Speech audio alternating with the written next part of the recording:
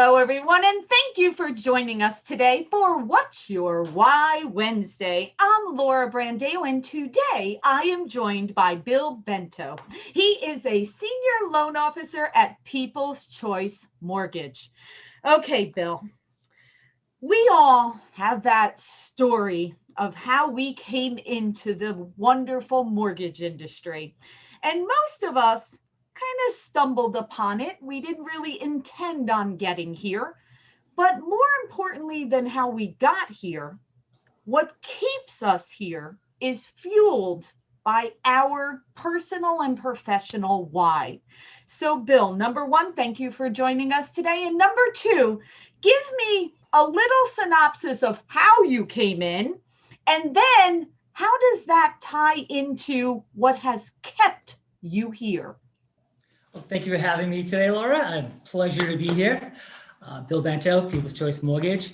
And I was actually in the fitness industry for almost 20 years.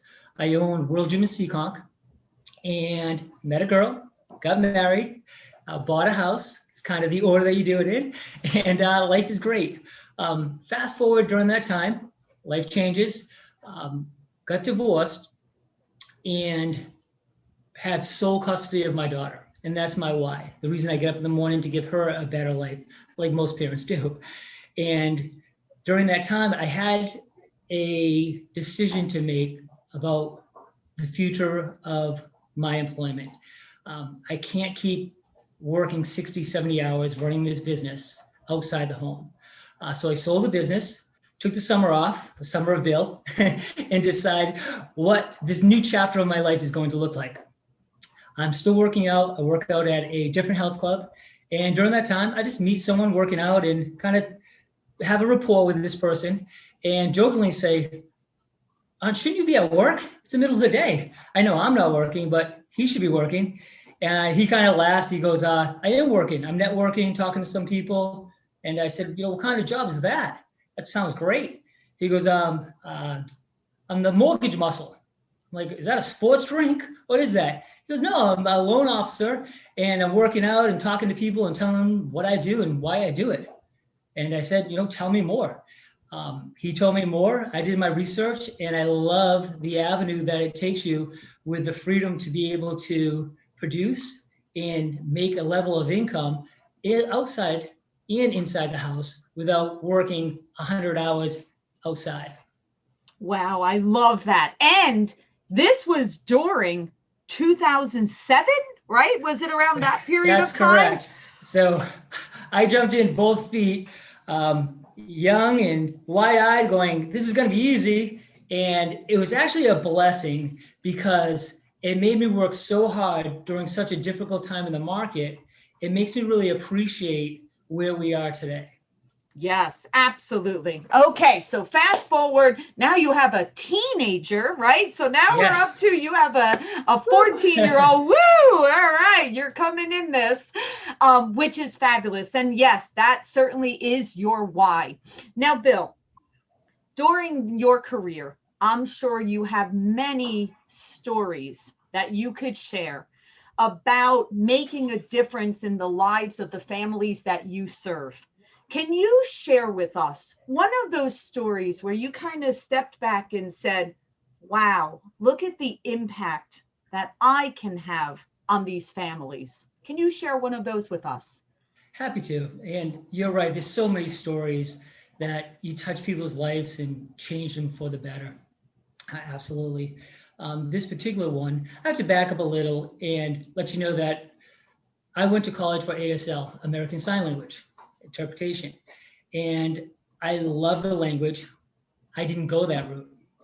And I do participate in the deaf community. Some organizations have friends that are hearing impaired and deaf as well. One of those people reached out to me. His name's Ralph, great kid. And just give you a little background on Ralph. Ralph is a big, strong, muscular, bald, deaf kid. And he is just a great personality. Everyone he meets, they love. He reaches out to me one day and says, hey, Bill, I'm looking to purchase a home. And I go, this is awesome. And that was the first time I started thinking, like, I have a passion for the mortgage industry and a love of this language. Now, without even thinking, I can have the ability to combine these two programs and almost have my niche. And I actually had that epiphany at that time going, I love these two things and I can make a living of it. This is great. I work with Ralph, get his documents, look over everything, and everything works. This is also a friend, so I'm very happy to keep going forward. I reach out to him and go, hey, Ralph, great news. You're pre-qualified. Woo, he's pumped. He's so excited. Bill, I can't believe this. He's my age. He's 50. And he's like, I've been in apartment living my whole entire life. I totally get it. I love it. I'll give you a little more background on Ralph. Ralph was 10 years old, living in New York, a rough, tough neighborhood, just that kind of atmosphere. His mom's having some challenges with him in raising him, sends him to his grandmother over here in Rhode Island. He grows up here, better life, educated, everything like that, all good. So he's pre-qualified to buy a home. My question to him and every client I always speak with is, that's great. Who are the 3 people you're going to tell first? Oh. I want to know your circle of influence. I want to know who you're going to share this with, who you're getting the information from. And he says, well, he has a daughter. He goes, I'm going to tell my daughter, she's young. She can't wait to get a dog. Oh. We're in an apartment. If we get a yard, she can get a dog. I'm like, that is awesome. 2, I'm telling my mom. 3, I'm telling my grandmother. I could see that coming. That's a circle of influence. Fantastic. Said, Ralph, let me reach out to you like 3 days. Make sure you've already contacted your real estate agent. Life is good. Everything's going in the right direction. Fantastic. 3-4 days later, I call him up. Ralph, what's going on? He goes, hey, I've been looking around. Nothing really hitting there. I might just put it on pause for a while. Okay. Hey, I understand. But I've learned that you have to find out why, not just, oh, okay, what's the real deep reason? So I say, okay, can I help you out? Is there any challenges here? No, I'm just kind of going to sit back. I'm like, okay. And I'm trying to feel this out. So I just turn it around and say, hey, let me ask you, how'd it go when you told your 3 people? Who are those 3 people again? I knew the answer. He goes, my daughter. I go, how'd it go? Oh, she's so psyched. She wants to get a Dalmatian or all these different dogs she's talking about. I go, that's fantastic. Hey, how'd it go talking to your mom and grandmother? Okay. I go, what do you mean? He goes, well, and this really broke my heart because he said, who do you think you are? Now that you have a great job, that apartment living isn't good enough for you? Oh. And that's the point that I realized that poverty isn't money. Poverty is a mindset. And it's given generation after generation. And you have to break that mindset that, oh, who am I? Or I'm not good enough to be a homeowner. And that actually was an epiphany at my time that said, I need to be a voice. I need to be a cheerleader of these clients that maybe feel like they don't deserve it. Maybe they feel like I shouldn't be a homeowner. So I kind of grabbed my arms around him and said, this isn't just for you. This is for your daughter. This is for your daughter's daughter. And you need to make a decision what's going to be best for you and your family. And if I can give any guidance on that, please use me as a resource.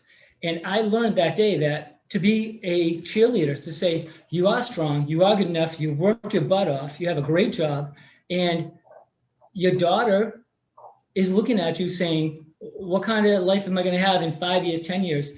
And fast forward, he did buy that house. She did get that dog. Aww. And his life is better, and her life is better because of it. Now, she'll never hear this story. Yeah. Most people won't know this story. But if you're a loan officer in this business, you have to have heart. You have to have compassion. And if you're doing it for a paycheck, you won't be in this business that long. You need to do it for the love and to change people's for the better one at a time. And that's why I love this business. And I keep that story with me at all times.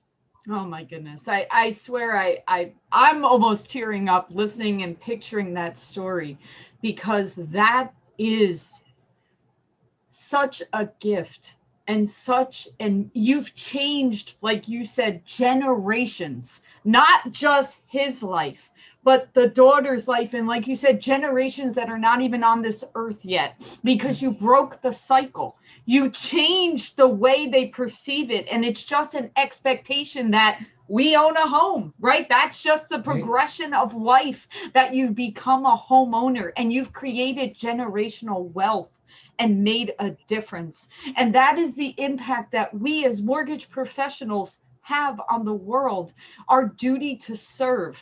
And then for you to add the component of being, with sign language, and I do have to go back a step.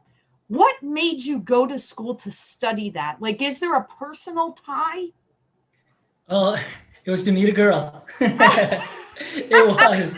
Get out of here. And it's so, I have to tell you, with doing these episodes, I have heard it both ways. I've heard the women say it's to meet a guy, and I've heard the guy say to meet a girl. So, all right, tell me. I wish it was a better story, but I was in high school, and there was a girl in front of me, and she was deaf, hearing impaired. Yeah. And back then, they had an interpreter come in the room, and they talked to her. And little by little, she had a handout. It was the old school days.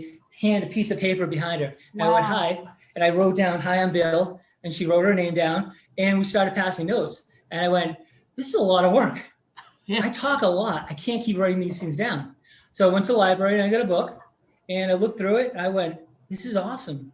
I can actually have a conversation with someone that 1 week ago, I couldn't talk at all. So I read the book front to back, started speaking to her a little bit. She kind of giggled because I wasn't good. And in my high school, they had a class. So I took a class in ASL and just loved it and kept going with that. That is phenomenal. I mean, what service you are giving now to be able to communicate with that marketplace. It is incredible. So thank you for what you're doing. Okay. So that, of course, is how you differentiate yourself, and that is how you are serving and making a difference. Now, one last final hard-hitting question here, Bill, because your story is so phenomenal, and I certainly encourage everyone to even connect with Bill, because you are so unique within the industry, and I just want to continue to share your story and make people realize the difference we all make. So definitely connect with Bill. All right, Bill, legacy. You're already making this huge difference. You're already working on changing so many lives out there. How do you look at what you will make a difference in this world as your legacy? I just hope that your life is better after we've met. Just because I'm part of your life, that I leave my touch, that your life is just in some way, shape, or form is better. Now, going back to my story about Ralph, I know I made a difference in his life, but he may not know how much of a difference he made in my life, because he really makes me look at life differently, especially in business, that it's not, okay, hey, yeah, you got another house next. And when we're busy, people may think we're robots. We're not.